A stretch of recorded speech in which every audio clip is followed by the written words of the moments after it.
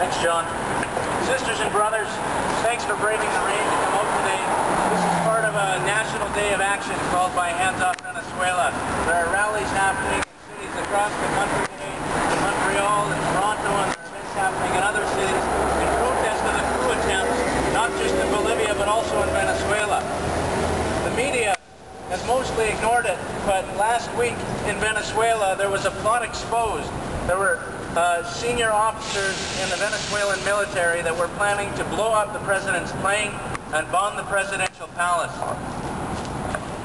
And of course, in Bolivia, the plot went much farther. In Venezuela, it was caught well before anything happened, but in Bolivia, we saw hordes of fascist gangs mobilizing throughout the country.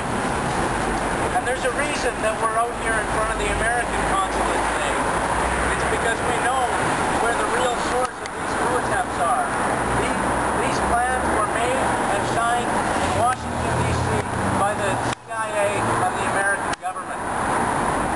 And if anybody has any doubt about who is behind this, you simply have to look to the history in Latin America.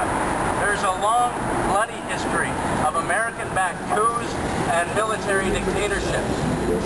And if the history alone is not enough, you can just look at the fascist gangs in Bolivia and see that they're carrying M16s that are made in the United States, and they've got riot shields and tear gas that are made in the United States and supplied by the United States.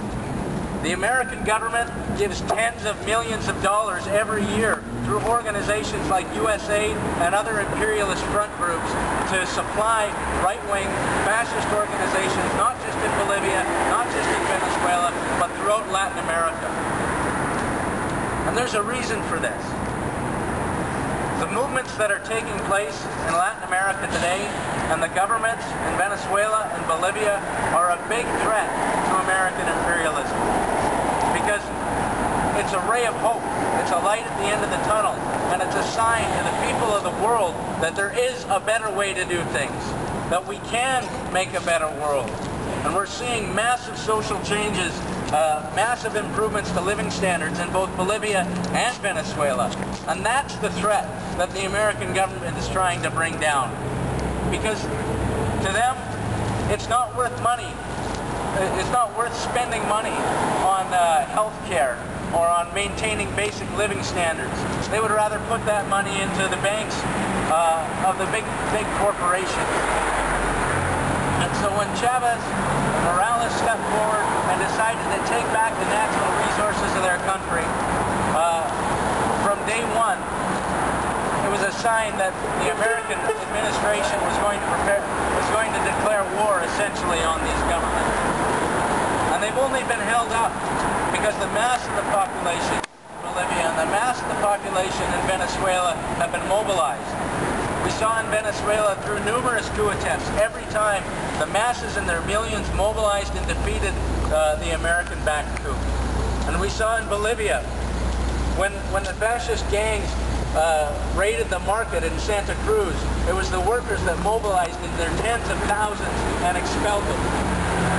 And so it's through the movements of people and it's through grassroots organizing that we're actually able to fend these things off. And that's why it's important that we're out here today to tell the workers and the peasants of Bolivia and Venezuela that they're not alone.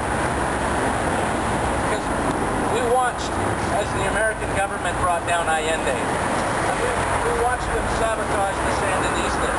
And we've watched them kill 1,000 social movements in Latin America. But we're here today to say that we are not going to stand by and watch them try to bring down the governments of Evo Morales or Hugo Chavez.